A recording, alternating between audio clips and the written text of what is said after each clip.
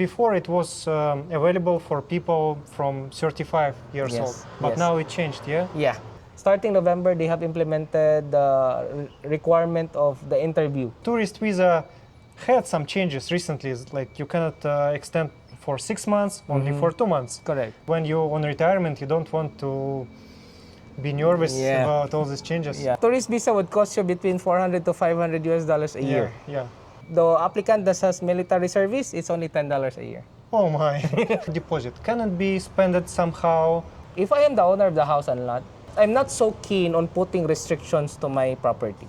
Can he access his deposit money like emergency? Yeah, that's a good question. I like your honest answers. Hello guys, today I'm with JR from jrc Visa Consultancy.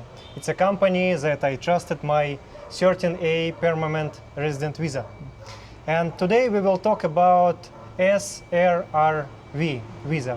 It's a visa for retirement people, yeah? Yes. So it's not exactly my case, but I already have video about tourist visa, about 13A visa with JR last year, and we will cover like main visas here in the Philippines. Yeah. Most popular. So let's start from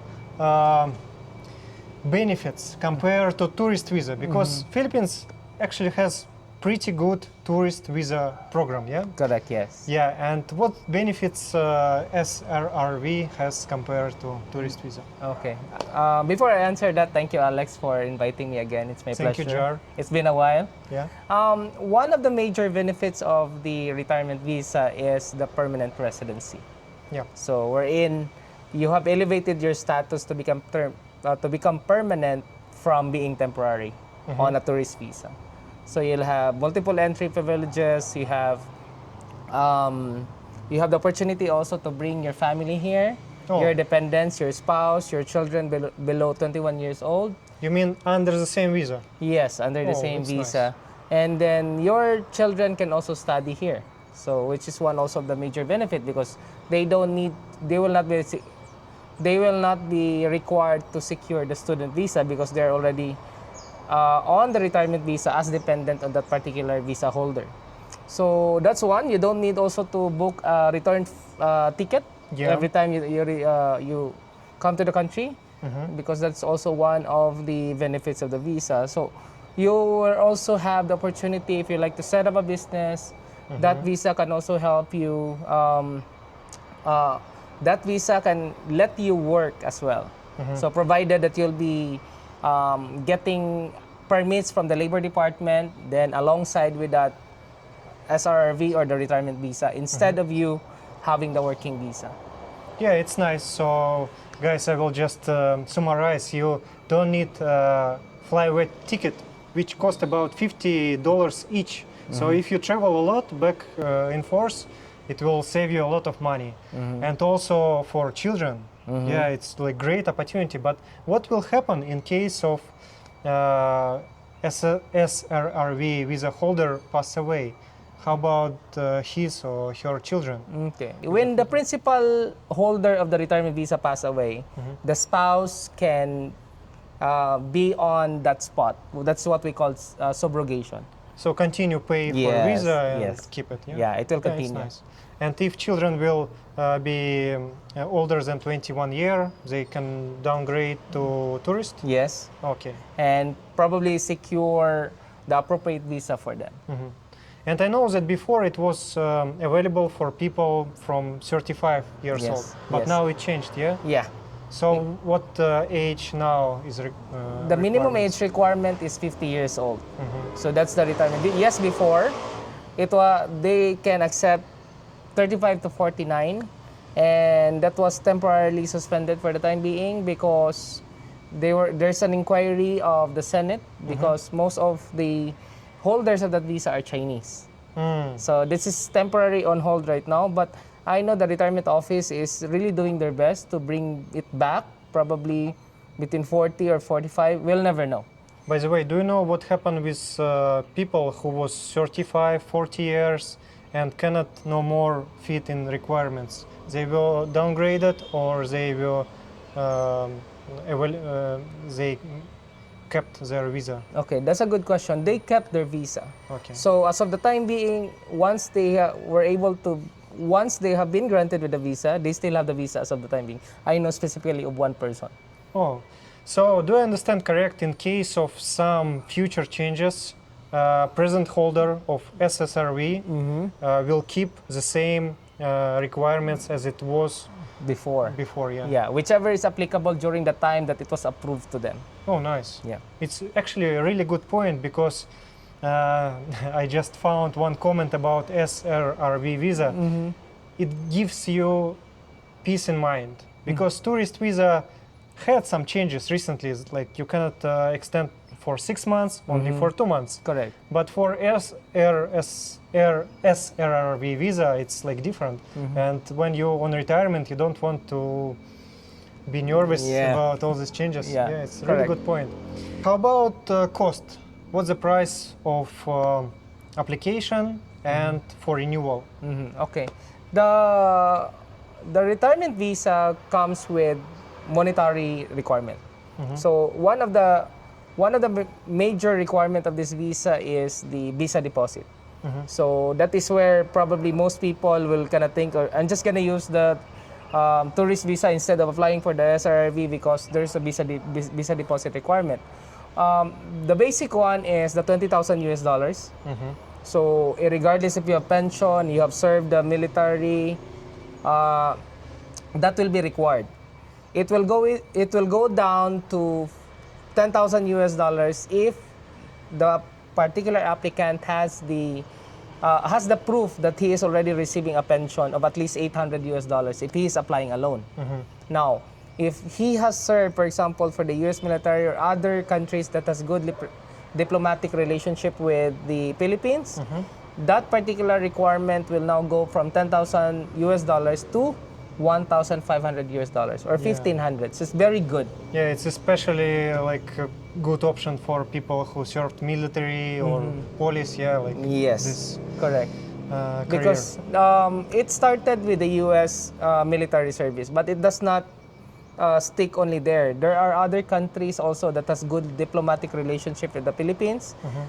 Let's just get the pre-approval, and if the retirement office were gonna say it's a go, then we can actually proceed with the processing of the visa. Now, that's the visa side.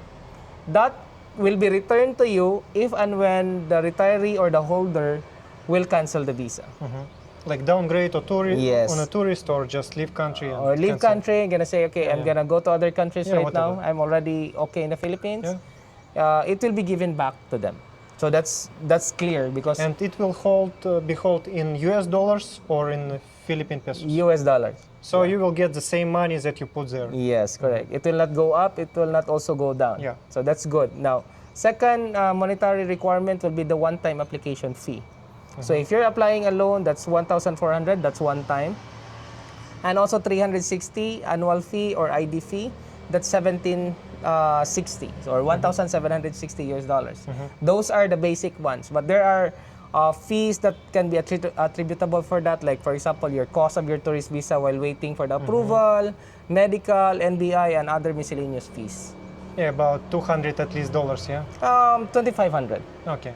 Yeah, just to be safe. Okay. Now, reoccurring fee. What will be your reoccurring fee right now is 360 US dollars every year. For 20 and 10,000 US dollars required, that's 360. For the applicant that has military service, it's only $10 a year. Oh my. Yeah, it's really sweet offer. Yeah, it's a good option. Like, it's just like you have once you have that, explore it because tourist visa would cost you between 400 to 500 US dollars a year. Yeah.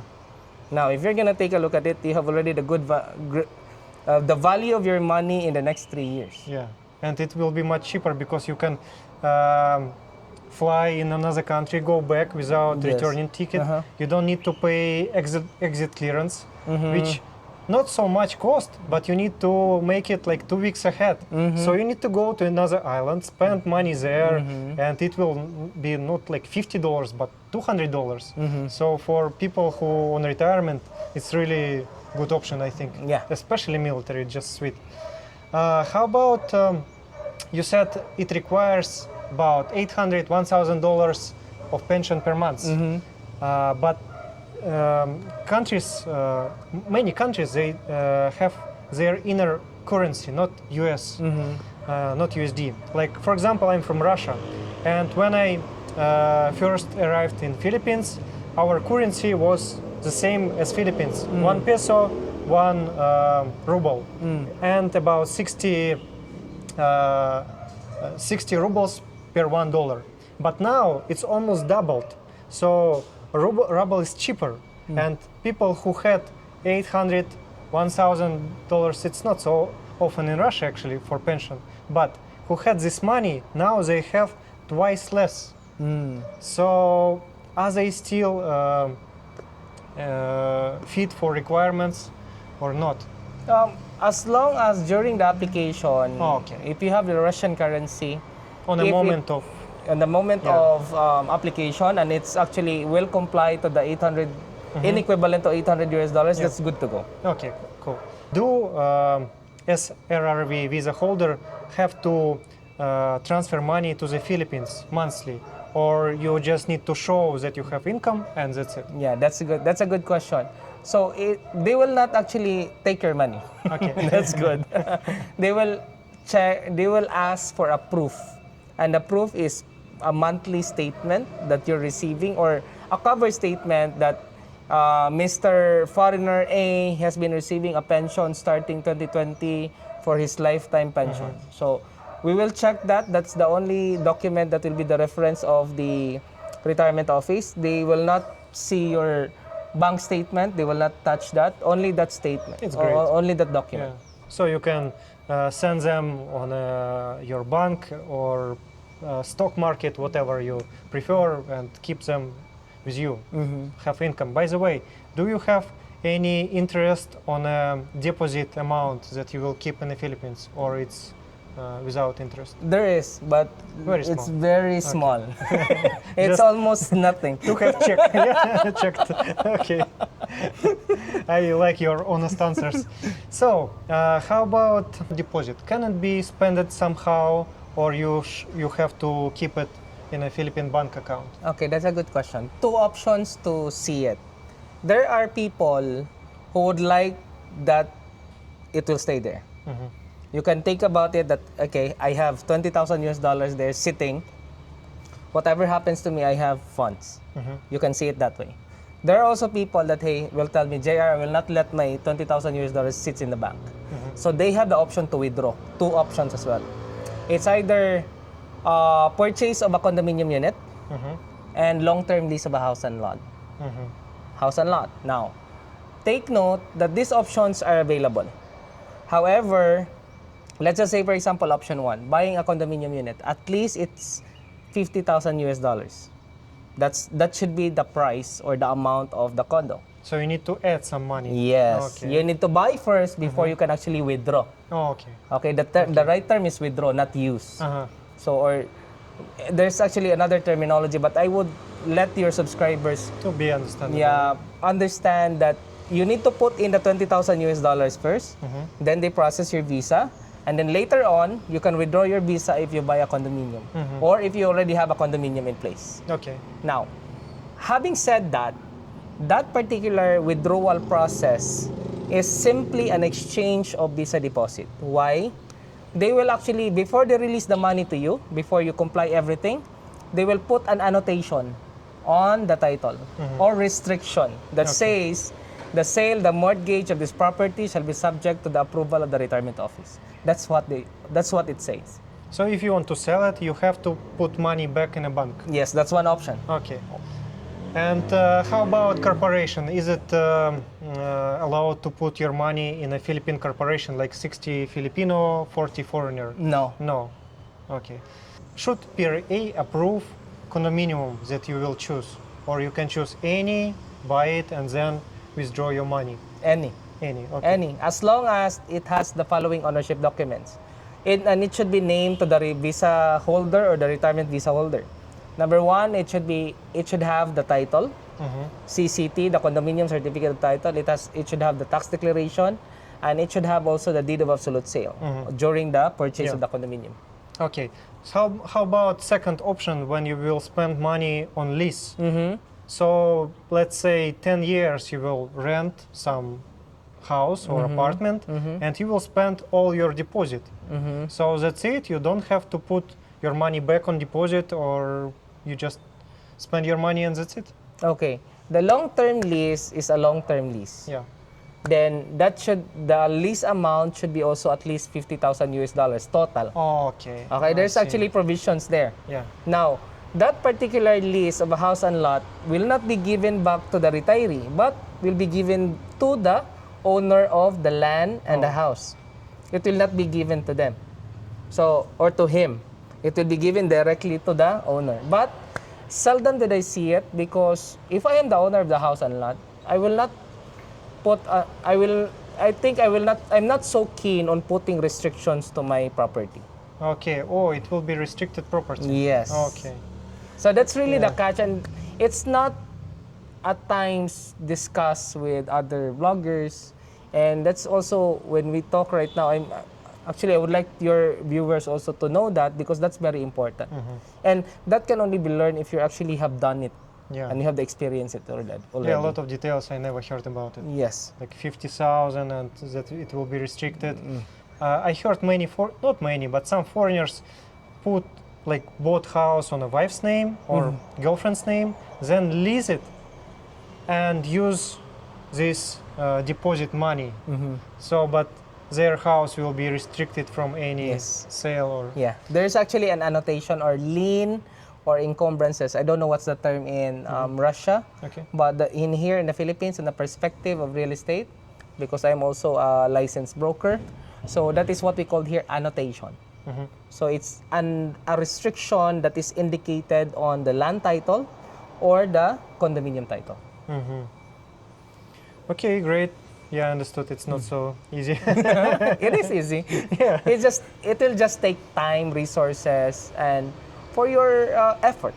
Okay, how about title? It will be with owner, or the owner should put it in PRA system, or. For the long-term lease about house and lot, it should be the lessor's name or the one who have rented the property. It's not on the retiree's name. I mean, document of title will owner of the house will keep it, or condo, or it should be deposit in the PRA. No, the owner of the property will keep the title.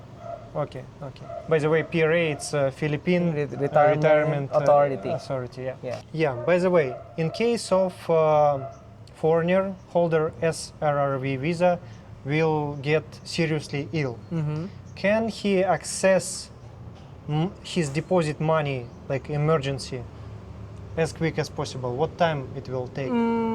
Access in terms of withdrawal might be the option, might be canceling the visa. Yeah. Based on experience, that would come up between 4 to 6 months. Why? First, there's two stages for that. Number one is the cancellation of the visa. That's the first stage. It needs to go to PRA, the retirement office, immigration for the cancellation of the visa. And then next is processing it PRA Finance and also with the bank. So roughly it will take 4 to 6 months for them to get the money. In other words, it shouldn't be your last money to put in a deposit. Yes, exactly. Because it will take time. And I heard if SRRV holder will pass away, his family or her family will access this deposit even longer period, yeah, like Yes. year or. A year, because there would be, in the Philippine setup, there's what we call estate taxes. I'm putting a little quick to my real estate profession because in the Philippines, there are 3 common ways to transfer a property. A property can be a real property, a cash equivalent, stocks. Those are properties of the deceased person. And let's talk about the visa deposit. That's also for cash equivalent. Now, it's let's go to the transfer of properties. So it could be by a sale, by a donation, or by the deceased person. Now, going back to your situation, if the retiree had passed away before the legal surviving heirs will be given the visa deposit, they need to process first the estate tax clearance. That is a clearance from our tax office, which is what we call BIR, because they're gonna collect taxes before it will be transferred to the legal surviving heirs. Now, legal surviving heirs are spouse and children. Yeah. So, as indicated in the application. So right now, it's very important to really like do the application properly, because some of the applicants in the retirement office, I noticed they have been divorced and they have already family here. They have already children here. Yeah. So they already have partner here. So it's also very important for us to very go into the keen of the details, so that when uncertainties might come, the legal surviving heirs are properly guided. We have experienced that, and there are times that they would actually do not understand, and we let them understand. It's not only the retirement office that we're dealing with, it's also different agencies. Offices interact with each other. Not necessarily interact, because they're not interconnected yet, but we are actually navigating it. Okay, this is the first step, this is the second step, and this is the fourth step. Interrelated. Okay, you're right. Are you aware of any future changes according with SRRV visa, like 2025 year or next year? Maybe heard some rumors or some laws that currently on a process of. So far, I have not heard of any major changes, but I know the retirement office administration right now, with the leadership of the new GM and the support of the entire retirement office, they have been taking a look at the welfare and the privileges of the retiree members. They have been accrediting merchant establishments, meaning these establishments can offer discounts, special privileges if they're a member of the program, the SRRV or the retirement program. And also the facility-wise, the medical facility, they're also improving that.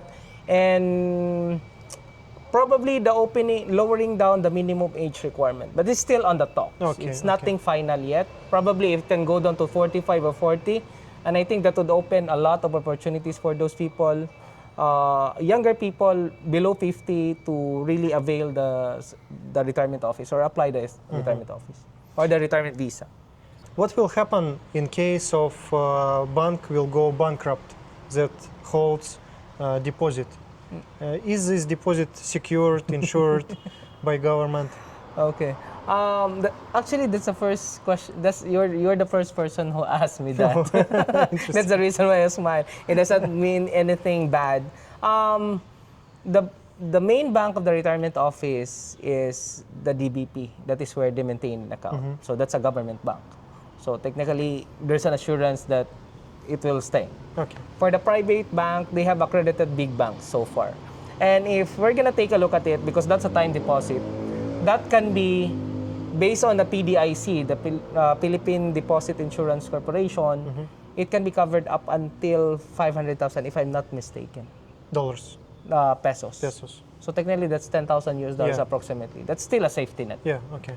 So if we're gonna take a look at it on the perspective of that as a deposit for the bank, the visa deposit of the retirement visa. But you can choose any bank, or you should choose specific bank for deposit. Two options: government bank, which is the one that is maintained by the retirement office, and private banks that are accredited with the retirement office. Okay. Any other banks will not qualify. Yeah, because I heard not all private banks easy to open a bank account for a foreigner. Some of them friendly, some of them more more strict. Yeah, yes. So depends. Yeah. Are there any circumstances under which government can cancel SRRV visa for someone, like breaking law or I don't know? Actually, you just answered the question. Okay, only breaking law. Yeah. Yeah. But it's obvious. Yeah. Yeah. If you're stealing, if you're killing, if you're breaking law, no one visa will protect you. There is no visa to secure from. Yeah, and also let us do a brief, have a better understanding that visas are privileges that have been given by the Philippine government to our foreign friends or foreigners that they decided to relocate and live in the Philippines. So technically, that privilege is something that we should be prioritizing. We should be giving importance with. Yeah. Because sometimes there might be misleading that, okay, I already have the visa, I can do whatever I want. No. Of course not. It's not even a right. It's Yeah. not even an absolute right that you have. You're not a citizen yet, but it will actually give you a peace of mind that you already have that level of being a permanent resident in the Philippines. Yeah, actually, I think it's very fair because even if you are a citizen, if you will break law, you will go to the prison. True. So everyone is equal. True. Based on your experience, how long it usually takes to apply for this visa? Complete process would take you at least, best case scenario would be 3 months. 3 months. Broken down into 2 major parts. Number 1, preparation of your paperwork. Completion with your visa deposit requirement, your NBI if applicable, your apostillization would take you at least a month to complete. And then lodging on your visa application, then that could be around 45 to 60 days. Because it would actually depend right now because the retirement office has a satellite office in Cebu, and if you submit it there, it will take some time because they're going to evaluate the documents before they send it to Manila. And then before they send it to immigration for visa approval, then they need also to evaluate. So the trail of the time will actually accumulate once it goes to the, it will be submitted here. But if you intend to submit it directly in Manila, that is also an option. And right now, what is new with the retirement office is they have, starting November, they have implemented the requirement of the interview. Before they accept their application, they're gonna ask basic details from your information, like why did you choose the Philippines? Do you have any funds to support you here? And I think those are just basic. But the interview requirement has been put in place for them to really like know their clients or possible applicants on the retirement visa. Is it possible to start this visa process being abroad in a home country? Start on the preparation of the documents. Okay, but then you should Apply, arrive yeah. on a tourist visa, yeah, and then proceed rest. Yes, correct. Okay, so guys, I hope we answered majority of questions and even some tough of them. And of course you understand that we cannot cover all this topic. So if you will need additional consultation or you will need help with your paperwork, you can directly contact JRC agency and they will assist you in everything. Because I know these guys, I trusted them my 13A visa. Thank you. I didn't have any hassle. It was so easy. I just came, filled documents with them. They like helped me to fill, because sometimes question not so clear from the government, and they know how to answer it correctly. I mean, they know what was asked in these questions. So for me, it was like easy way. I really recommend you, if you have any doubts, questions, just go and ask them. I think it's even free to ask some questions. Yeah, so they were very friendly, they were very educated, and yeah, very helpful company. I cannot recommend it more because I used it by myself. Yeah. So I will put contacts in the description, and if you will have any questions, just ask directly JRC company. Thank you, JR. Thank you, Alex. Yeah. See you soon. See you again. Yeah. Thank you, guys.